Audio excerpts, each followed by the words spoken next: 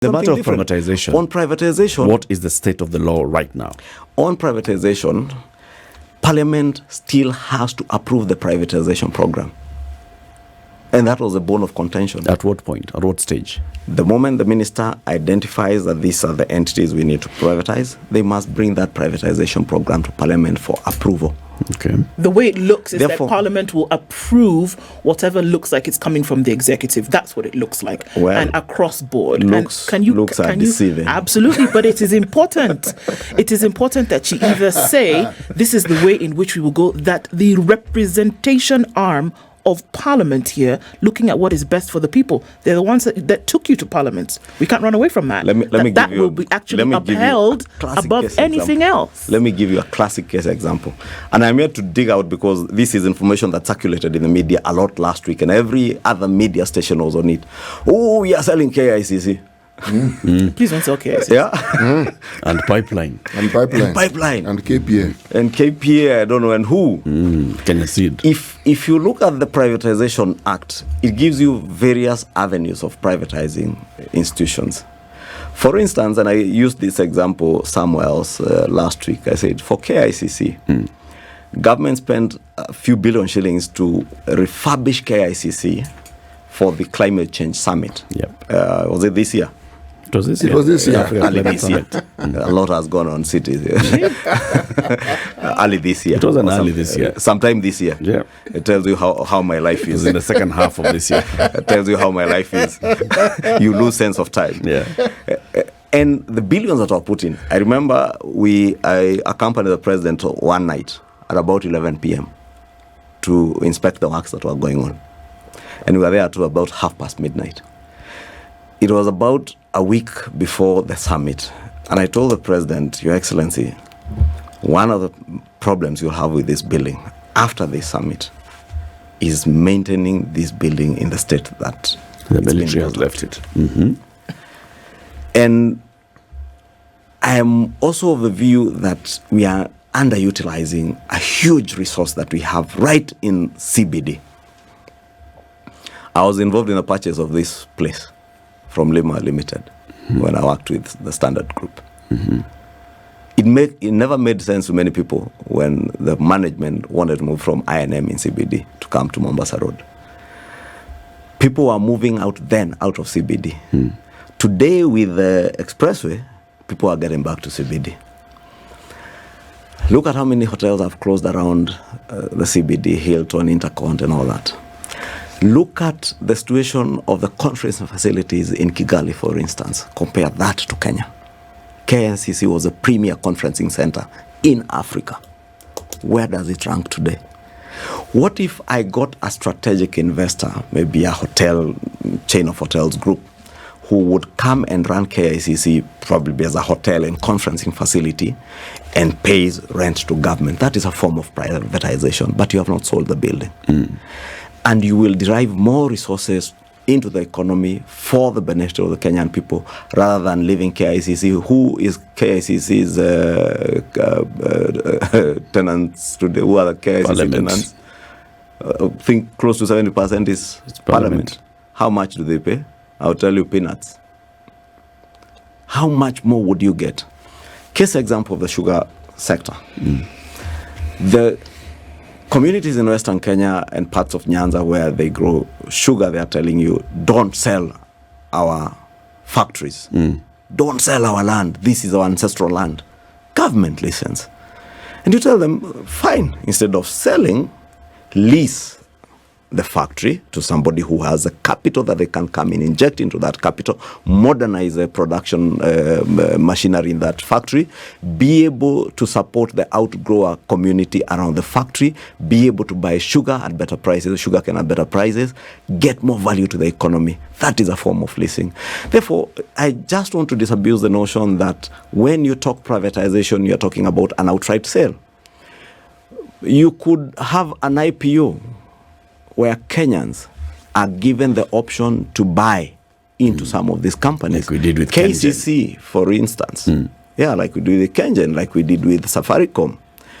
KCC, for instance, you could sell off shares to dairy cooperatives and they own or For instance, let me speak for Fresher, which is in my county, in Githongori constituency.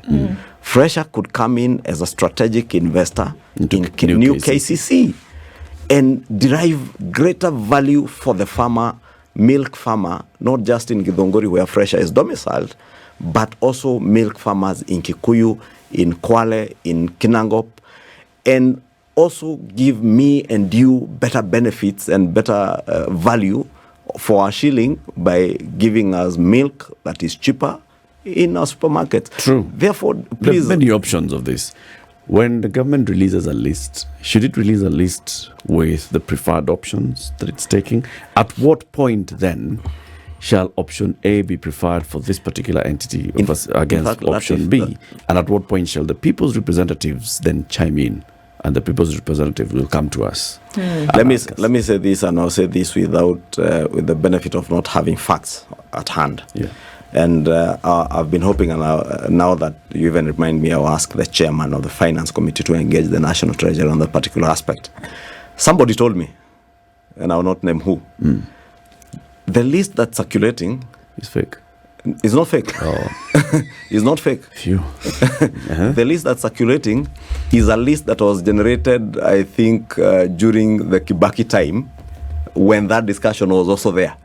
So somebody, I think, in the National Treasury or in the Investments Department just released a list. But when I would want to plead to Kenyans to await the privatization program to be done, and that list will be submitted to Parliament, that is when we can authoritatively say we want to sell off this or that parastatal in using this model, whether we want to list this one, whether we want to do an IPO for this one, whether we want to look for a strategic investor. Because part of, and this is a discussion again we had in the National Dialogue, and I was surprised to hear people, I was seated with the National Dialogue now turn around and spin a political narrative around this issue. Because it's not lost on anybody in this country. We are gobbling up hundreds of billions running parastatals that government has no business running. Why, for instance, should government be putting in money into KICC when KICC ought to be giving money to the exchequer? Those are basic, simple economic things that nobody needs to go to an economics class to know that if something is not giving you value, tweak it in a way it can give you value.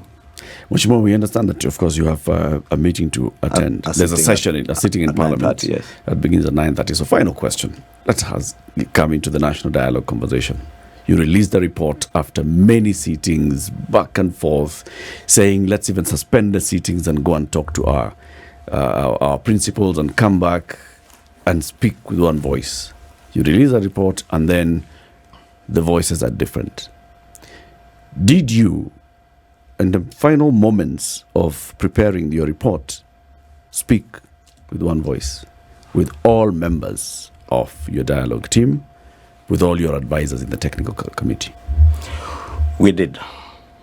I've seen my good friend, former Cabinet Secretary Eugene Wamalwa is the only person who did not sign our report. And I tell people where I come from, there are three things I don't like. One of them is lies and dishonesty. The last meeting of the National Dialogue Committee on Friday, 24th, Eugene Wamalwa was part and parcel of all our deliberations when we agreed on all issues. He was present at the meeting. Present, active, alive. And he signed the attendance. Signed the attendance. Had lunch with us. On the lunch table, right here, Hilton Garden Inn.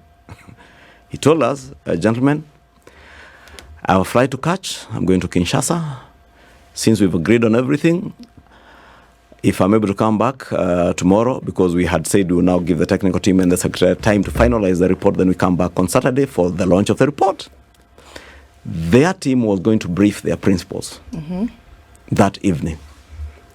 He left on the promise that he's going to Kinshasa. If he's able to come back, he will come and sign, since we have agreed on everything. When he left on Friday evening, we met again on Saturday. They went and briefed their principals. One of their principals, you can guess which one, threw a spanner in the works. They wanted to change a few things that were already agreed on around the cost of living. Why? For a political narrative. When we sat down again on Saturday morning, midday to be precise, because we had agreed we meet at midday, we looked at the issues that were being raised from the briefing of their principals, and we agreed on a number of things. We agreed on the issue of the cost of living, which is one of the things that now my colleagues hangs on, that out of all the issues that you brought to us on the cost of living, remember, Latiff, at the beginning we said we shall not discuss the cost of living because that is the work of any government or any administration anywhere in the world to fix the cost of living. Yeah. You in the opposition and in the minority, it is your work to keep the government on its toes and ensure that they implement policies that will bring down the cost of living. From the beginning? From the beginning. They said, no, we must discuss the cost of living. We said, okay.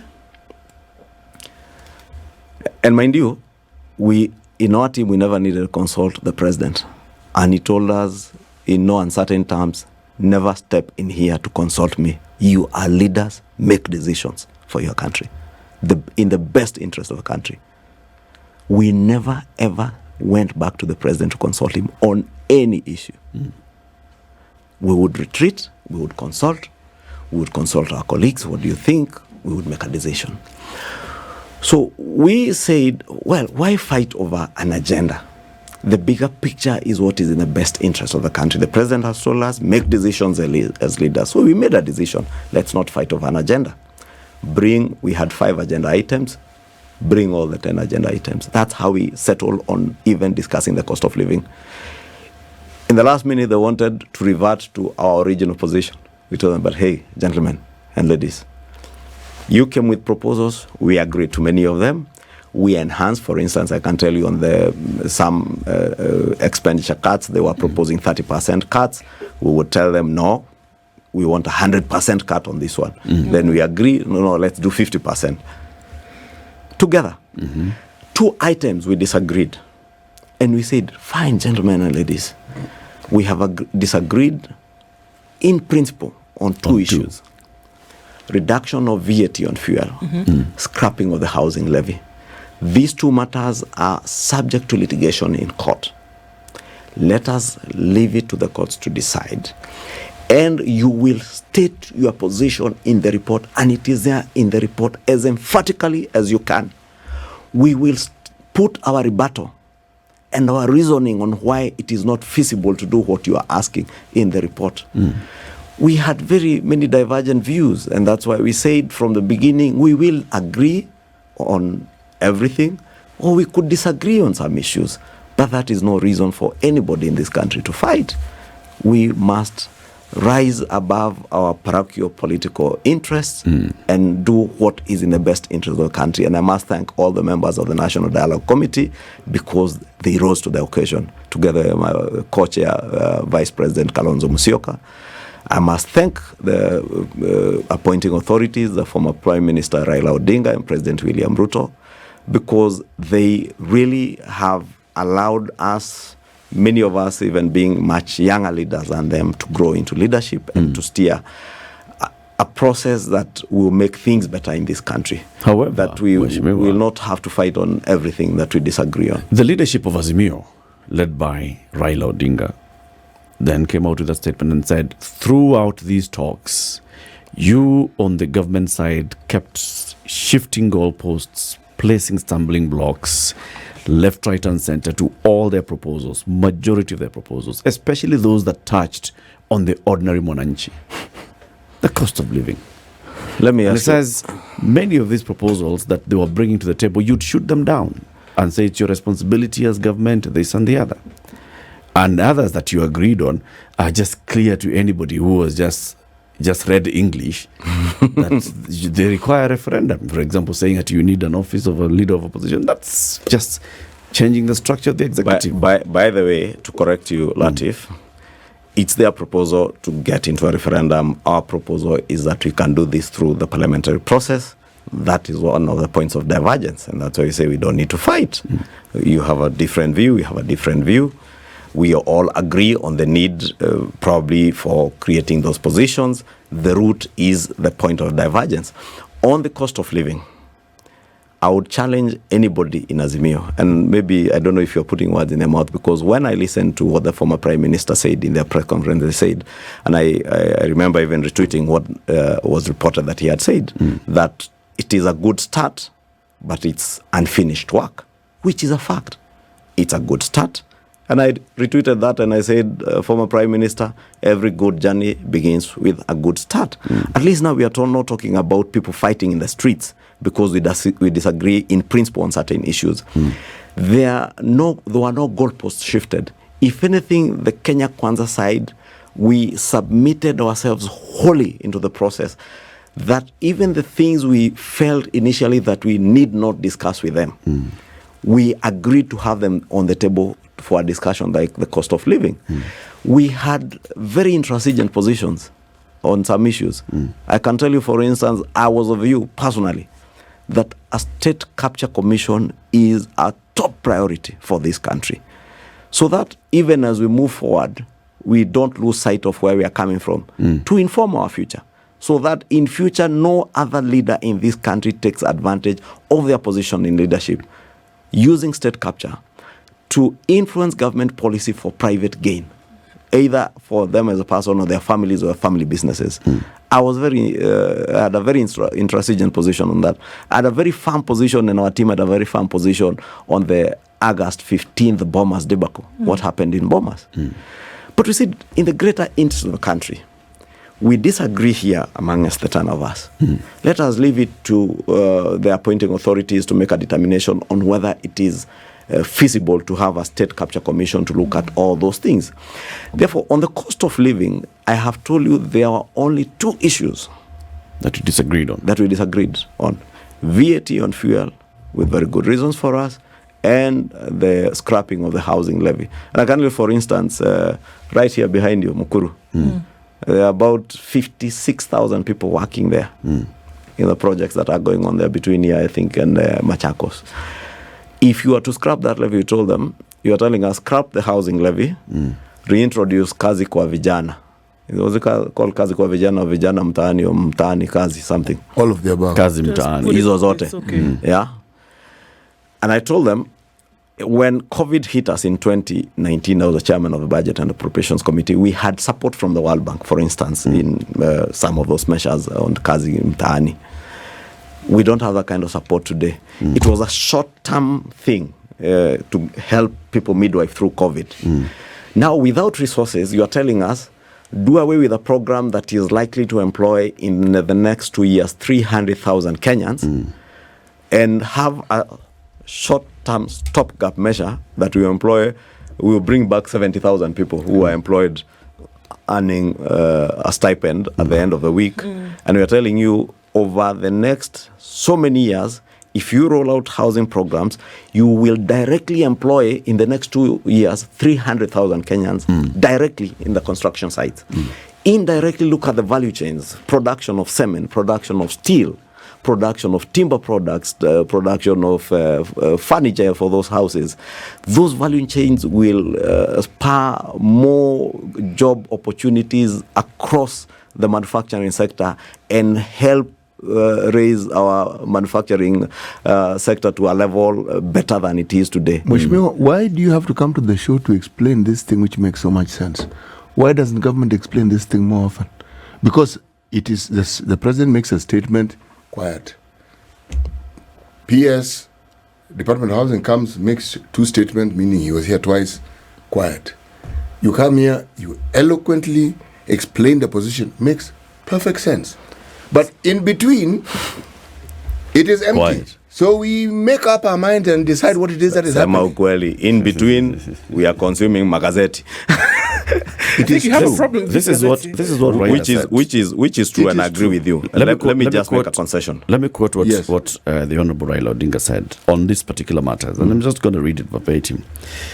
And what he says, the kind of pushback that their team was getting from the Kenya Kwanza side We realized that without the goodwill of the top echelons of the Kenya Kwanza leadership, the cost of living was never going to be addressed. They told our team that the cost of living was a government issue, that they have a manifesto and the mandate of the people of Kenya to implement it. True. Our team realized that the whole issue of cost of living is extremely sensitive in Kenya Kwanza circles because it's a gravy train on which many corrupt interests have converged. Cost of fuel cannot come down because key people in government are eating from it. That's why cabinet secretaries and other Kenya Kwanza stakeholders, shareholders he calls them, recently fought over oil in the high seas. We got to understand that the housing levy, which even the courts have now found to be unconstitutional, cannot be scrapped because it's a gravy train. It is from this levy that Kenya Kwanza hopes to build a campaign war chest for the next election. They forget that they may not even get there. So basically saying, all these matters that you're telling us now here, housing, is just a gravy train. Apana. Maybe let me begin with what Situ was asking. Yes. Yes, we have a problem. We have government communication that I would not run away from. Government has not communicated to Kenyans in the best way possible. It's true, other than the president address once in a while that brings the country up to speed, and I hope he had the time to do that better because he is our leader and he even has a better grasp of issues than anybody else in government. We need all our cabinet secretaries, principal secretaries to be up and running, and we have challenged many of them to do that. We realized that there was a gap. That's why you see government is now setting up the office of the government spokesperson and bringing it back into being. I think they just made 3 appointments led by Senator Isaac Mwaura to help with that communication because there has been a gap. 2, it's true what Raila is saying in that communication that we told them, and I had just said that. We told them on the cost of living, this is government's day-to-day work. Leave it to us. We will answer to the Kenyan people. Why? Because you are telling us to come and implement the Azimio manifesto that gave Kenyans, you remember they wanted to give Kenyans a stipend. Elfu sita, sijui 8,000. Sita. Yeah. Tell them, now tell us in this kind of economy, where would you be getting this kind of money from? You know what they will tell you? We will deal with corruption. The same people who are dealing with corruption are the people who scattered away 6 billion shillings in less than 48 hours in the last dying hours of the last regime. Which people? The same people. The same people. Okay. You know them. And I'm avoiding to get there because we'll be told, oh, you keep pointing fingers. We're not pointing fingers, we're telling people things as they are. 2, we said, you criticize what we are doing.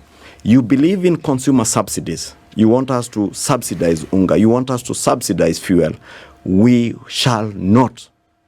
Why? Because we firmly believe in sustainable macroeconomic policies. Subsidizing production is what will eventually bring down the cost of living or the cost of food items in a sustainable way.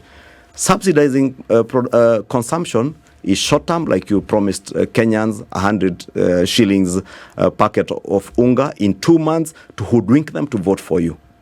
They never voted for you, because Kenyans are more intelligent than that. You promised Kenyans that you would subsidize fuel at a time when global oil prices were also going up and other factors, economic factors, were not tenable. It wasn't tenable to subsidize fuel. You left us with a bill of close to 60 billion shillings. I tell Kenyans that this last supplementary, we had 4 billion shillings. I saw a senator saying, 17 billion shillings was taken away from the National Treasury by Murkomen and Chirchir to pay for some non-existent subsidy. G2G. You know, leaders. A leader, a senator, elected by people, is saying that. Well, he knows for a fact that 17 billion shillings is part of the debt left by the previous regime in subsidies for fuel that were never paid for.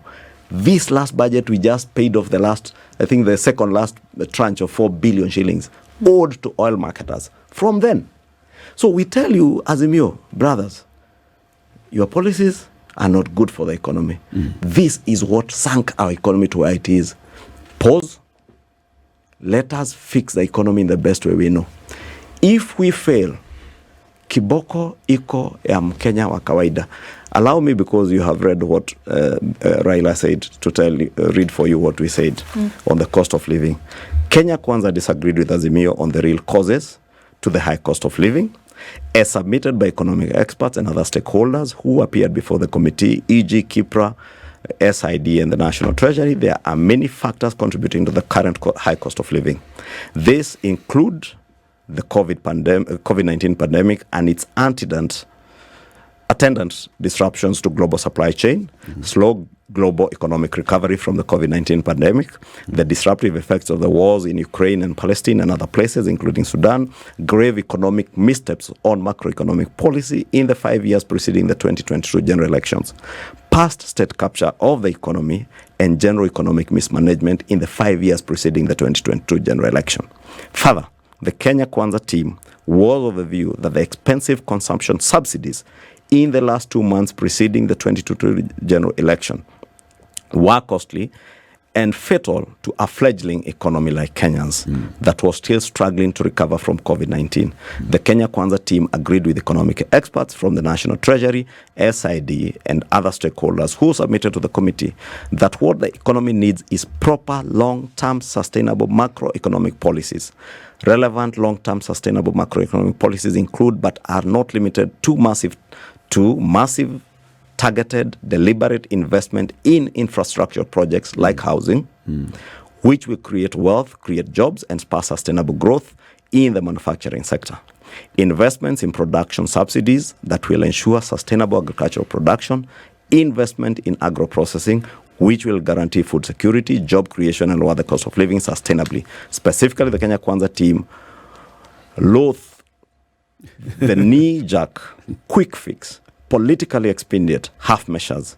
It was also the position of Kenya Kwanza that the savings envisioned by the Azimio's proposed expenditure cuts, e.g. on travel, were unrealistic to the extent that empirical data and budgetary allocations did not support them.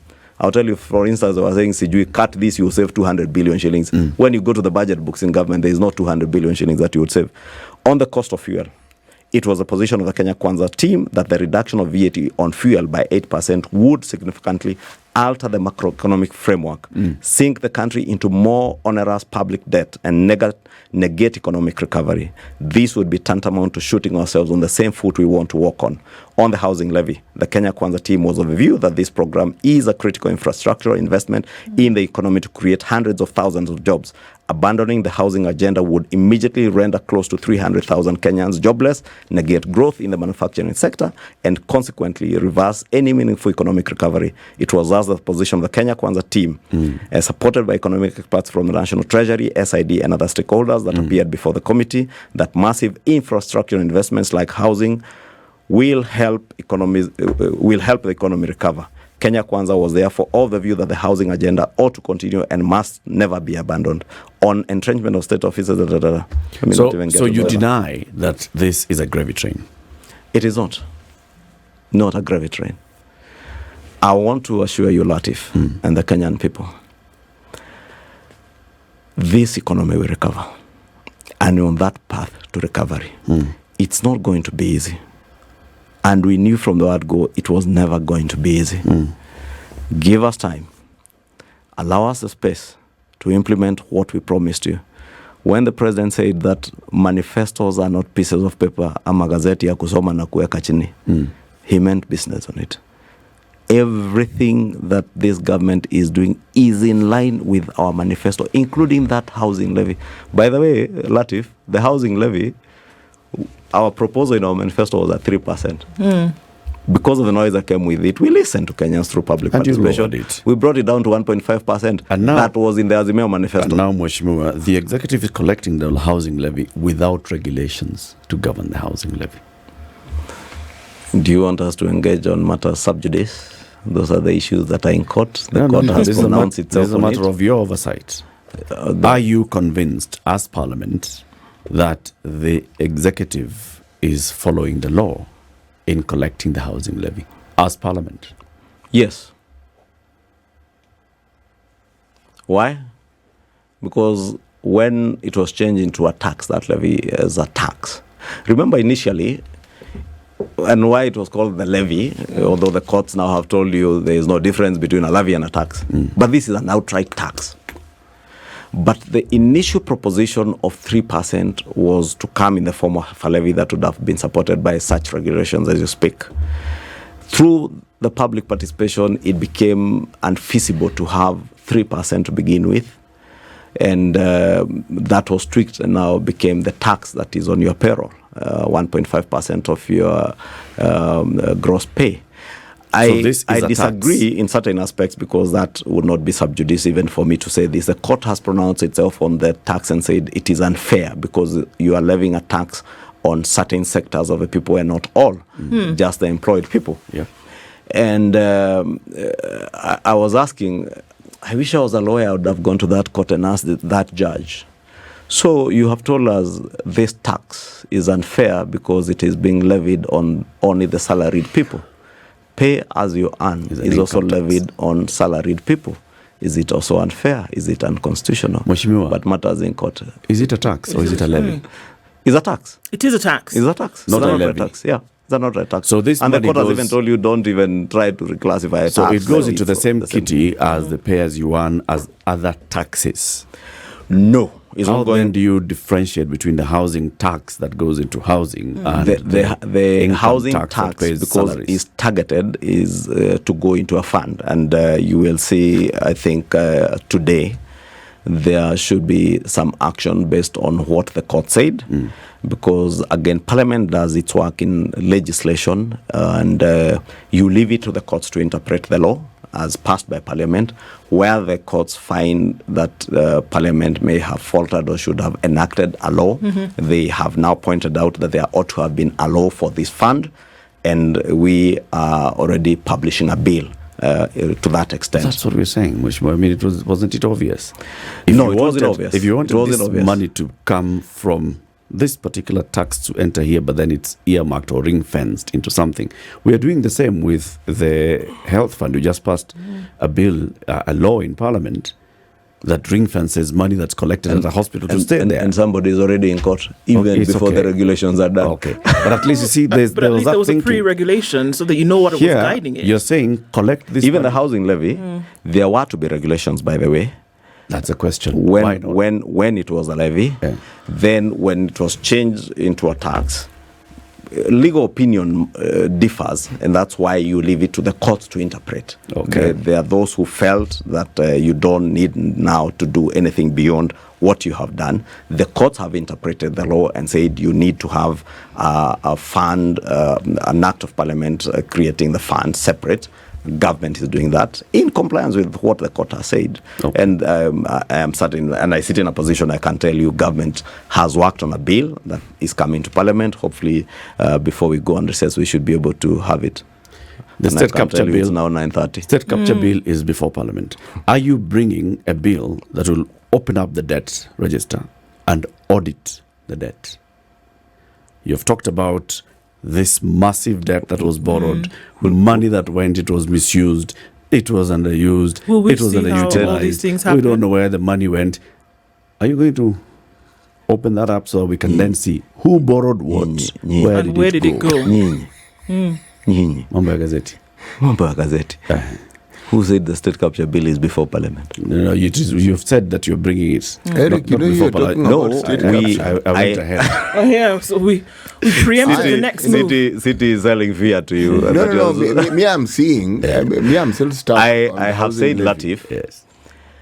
It's my very strong view that we should have one. And I can confirm to you, it is work in progress for me. You're drafting as member of Parliament for Kikuyu. Okay. You're drafting that. Are you considering another one like this?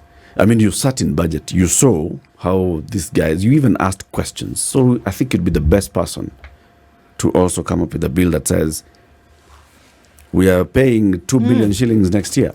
Where did it go? And one could argue that you may have... Where did it go? Let me tell you.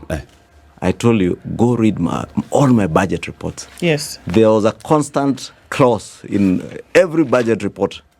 We must be able to get the National Treasury to pinpoint for us money we borrow. What is it going to fund? Specific projects and programs. And how will it be paid? That was then. Constant. It ended there. Now you are in leadership. Yeah.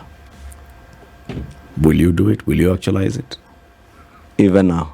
You will. I am certainly the current chair of the Budget and Appropriations Committee, is doing that. And in actual fact, I can tell you the National Treasury now is being taken to task by the Budget and Appropriations Committee to ensure that every coin this country borrows, you can say, for instance, the World Bank committed to 1.8 trillion shillings.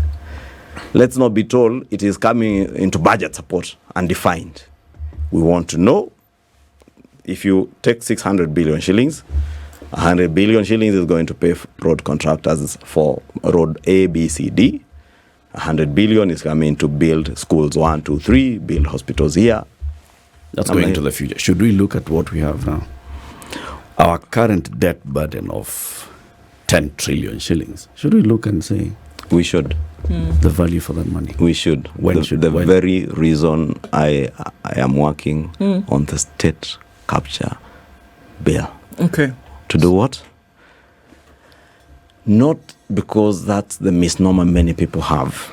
Not to seek out those who are in positions of power. And I saw them panic when I say that. But to know what led us to where we are.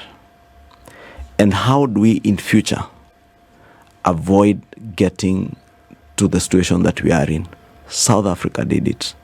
Other countries have done it. There is absolutely no reason, in my very humble view, that Kenya should not do it. I think that's the very crux of the matter, and that there would be, I think, quite a lot of jubilation if you actually saw it through, and not just to expose, but then actually to have repercussions in place for things that happen, because it's not just an opinion, but I'm sure you'll find that there were huge illegalities in how borrowed money was spent, and perhaps continues to be spent in the country where it should have gone towards development. And I think the onus lies squarely on you as Parliament to find that out and bring it to the knowledge of Kenyans, because the suffering can be equated to paying for money that maybe did not go, not maybe, most likely did not go towards development, for which there's the only preserve of borrowed money. And you know, with all these initiatives, whether it is the levy or tax on your annual earning, which really appears you earn, whether it is the hut tax that we are now calling a house levy, there is a key component here. It's called the people of Kenya. If you don't carry them along with this conversation, it doesn't matter how good it is, you'll have lost the plot. Sure. True, we have to carry along the people of Kenya, because everything we do and we're supposed to do, it should and must be in the best interest of the people of Kenya. And that's why I said we just plead with Kenyans to trust in us that we will do what is right and in the best interest. I know when people are going through pain, as painful times like this are, people never see the end result. But we are deliberate, we are focused on what will ultimately make this country a better place. I agree that on state capture, it should not be to go after people, but I said to inform us on where did we go wrong? How do we avoid going wrong again? When did we get to a situation where you can get $2 billion loan and it is said that this money never got here? Then it's reported there are people who have stashed away hundreds of billions of shillings through the Pandora Papers. And we are told when I come back from the US, I will make a statement in 2 weeks. Somebody comes back into the country after 2 weeks, never makes a statement, leaves office, has never made a statement. Then if Kimani Ichung'wah speaks about that, or Kimani Ichung'wah doesn't like this and that person, when shall we deal with these issues? It is time we dealt with these issues. Because what stops me tomorrow, if, God willing, I became president of this country, from perpetuating the same rot? Stop talking about it. You stop talking. Do it. Otherwise, you'll be the same. You've gone to New York, you'll come back and you'll still not make a statement. That is why I told you, work in progress. I'm working on that bill. You work in progress yako pia. Yes, kama sisi watu wa magazeti pia. Because Latiff, because I don't fault on it. I don't want it to look like it's vengeance, as she says. I don't want it to look like we are driving with the rear mirror. It's glancing at the rear mirror as you look forward. Okay. He went to Alliance. Which is in the neighborhood. which is my neighborhood. He's the leader of the majority in the National Assembly. Thank you very much for joining us. Thank you, all of you. And look forward to seeing you again. Have a Merry Christmas, prosperous 2024 to you and to all Kenyans and your listeners. Hapo kwa prosperous sana sana. Prosperous hapo sana. That is what we are working on, to make it prosperous for everybody. Sawa. Thank you. This is the Situation Room, the only way to start your day.